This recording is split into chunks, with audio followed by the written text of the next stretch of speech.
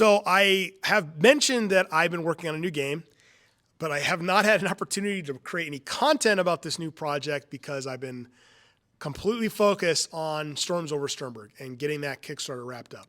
But Storms has gone to the printer, so now I get an opportunity to take a deep breath, relax, and talk about my new game, which is right now the working title is Oathhammer.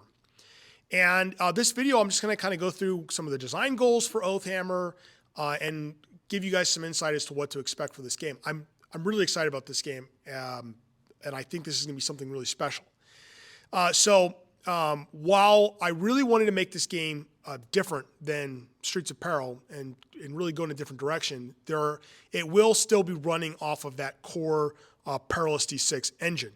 The difference being that I made some revisions to the Perilous D6 rule set. I will be posting and making those the new version of Perilous D6 available sometime soon. And then I'll do a video as well where I kind of go through why I made those changes. If you've played Streets of Peril, if you've just played the Perilous D6, don't be too concerned. I'm not making any really drastic changes, but I think these will be changes that you guys will really like. And so going forward in Oathhammer, that new version of Perilous D6 is going to be what powers that game. And so kind of talking about what are the differences. Well, in Streets of Peril, the characters are they can be fairly morally gray. They can be like shady scoundrel types, and they're like swashbucklers and launch connects and pirates. And the driving factor for all of these characters is ambitions. All characters in Streets of Peril have to declare 3 ambitions, and then they get experience every session as long as they're doing something to advance one of their 3 ambitions.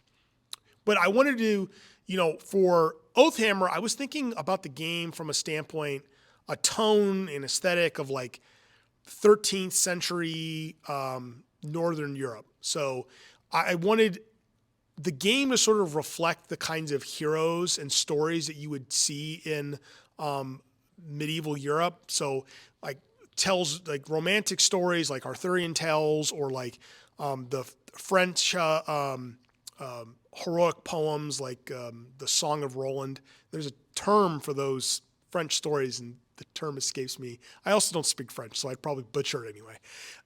So because I really wanted characters who are more virtuous, they're supposed to embody these various heroic ideals, I needed to do something different than ambitions. And so for Oathhammer, there are something of the appropriately named oaths. Characters have to declare 3 oaths instead of 3 ambitions. And what these oaths are these guiding principles that govern the characters' lives and their actions and their motivations. And so these oaths could be something which are publicly sworn, or they could be secret vows that the character has, something that really holds really deep meaning for them. But regardless of whatever their nature is, the characters have to adhere to the tenets of their oaths. And these are pretty strict tenets as well. So instead of being motivated by petty ambition, the characters are guided by heroic ideals.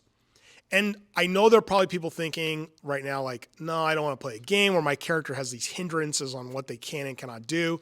But I'll say this. So far, we've been playtesting it, and it's been really fun watching the players interact with their oaths and thinking about what compels their character to behave in a certain way. And I think it's really helped with immersion a ton. Which that's the name of the game. It's playing a character and feeling like you're escaping who you are and taking on the role of someone else. So I actually think they're going to be really, really cool. And then the other thing I wanted to focus on is domain level play. And now normally in role-playing games, typically when we think about characters establishing a domain, it's something that happens at the end of a campaign. It's like a capstone for that character. A 9th level fighter is pretty much going to be almost retired by then. They sort of take on the role as being an NPC. Now that's not always the case, of course, but that's sort of the idea, right? It's these domains are something that happen late in a game, and by then characters who've established domains probably are almost being retired. Whereas in Oathhammer, one of the things I really wanted to do is I wanted to create a game where the players are establishing domains early. and they're creating these settlements. They're building like their own faction, carving out a piece of land for themselves. And so I've designed a bunch of rules which make this very accessible for the players. And then on top of that, I've crafted lore and a setting which should help facilitate this style of play.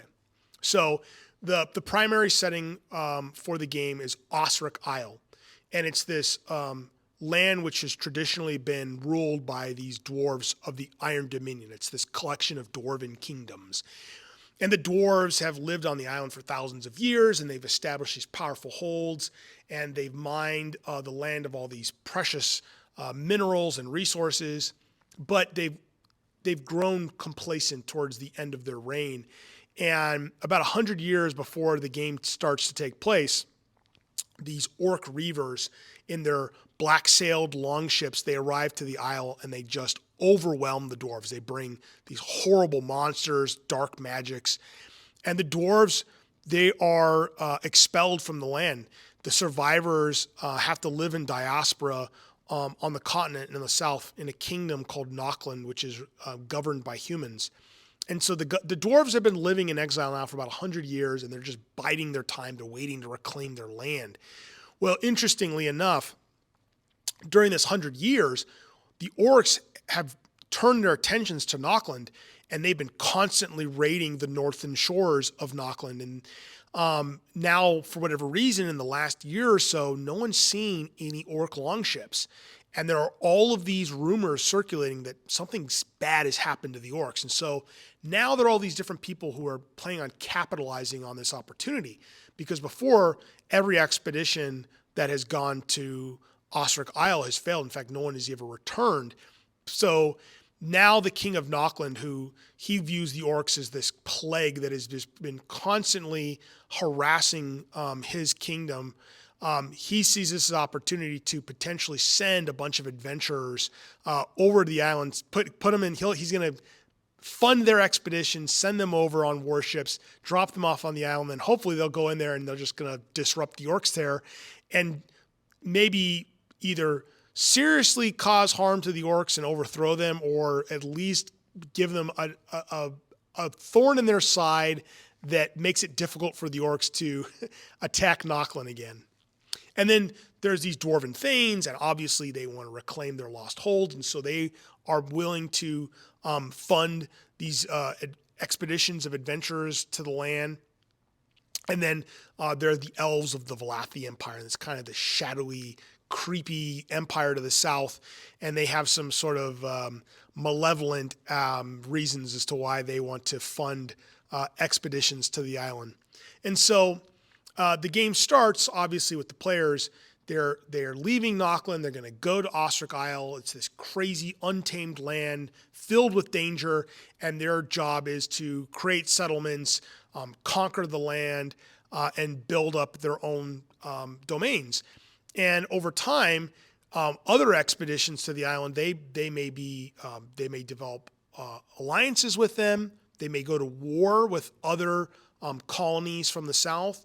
And I think it's going to be really fun and really interesting. And then along the lines of coming up with these, like the domain level play, I realized that I really needed rules for mass combat, because if you think about it, that's probably going to be something that would come up in a campaign of this nature. But I looked at other games and I was looking at their mass combat rules, and I was really underwhelmed. I don't think role-playing games usually handle large-scale battles very well. But I have finished the mass combat rule set for Oathhammer, and I think it's awesome.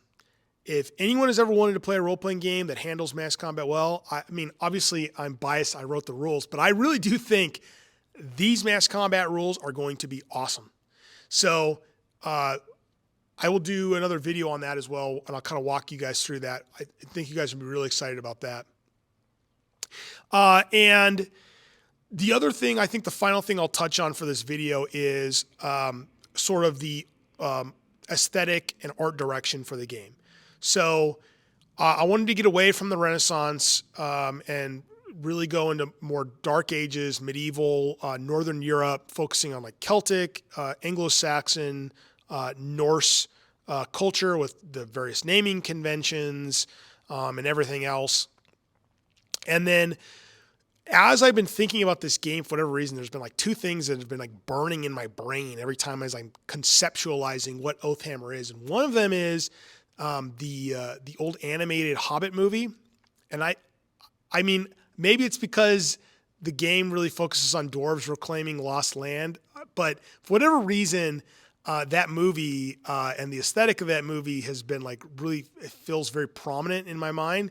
And then the other thing I've been thinking about, I was like thumbing through my old like Warhammer Fantasy Battle rule books, one like the 4th edition dwarf one in particular, and the art in that just feels very Oathhammer.